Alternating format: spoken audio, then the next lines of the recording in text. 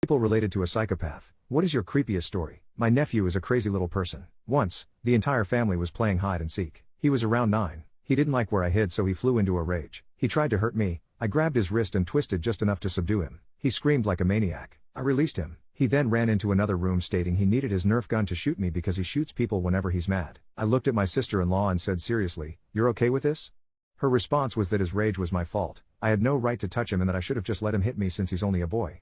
I told her, quite firmly, that if her crazy little kid ever even gave the appearance of causing hurt to one of my children, that I would put him down like a rabid dog. Fortunately, her husband, my wife's parents, and everyone else present told her that she was wrong. Her kid was nuts and that this was a serious red flag.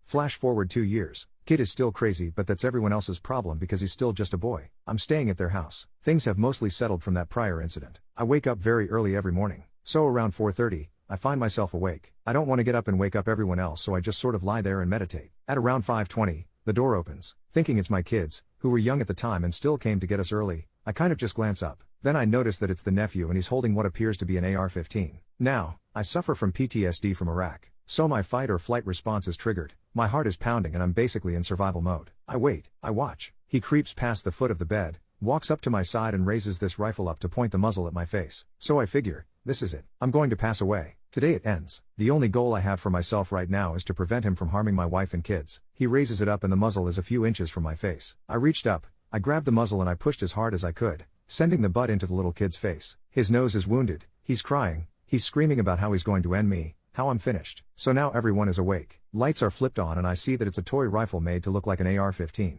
Apparently, this little kid was planning to stick the muzzle in my face and pull the trigger to scare the crap out of me with flashing lights and electronic firearm sounds.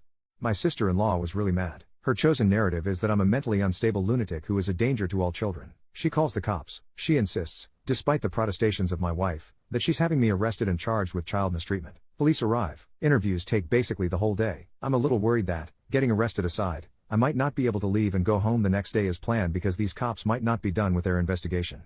Fortunately, it didn't play out that way. See, this little kid wasn't just crazy around me. He was crazy everywhere and had been for years. The police had a file on him because the school was required to call the police every time he threatened to bring a firearm to school, which was often. I laid out my version of events much like I did here. I didn't see him and have a flashback thinking he was an insurgent. I saw him, I knew what he is going through his head, and I wanted to try to prevent him from ending my family. They did let me go home on schedule, and a week later the detective called me to let me know there would be no charges. He also told me that his interview with my nephew was chilling and he hopes that my sister-in-law pulls her head out of the sand and gets the kid some help.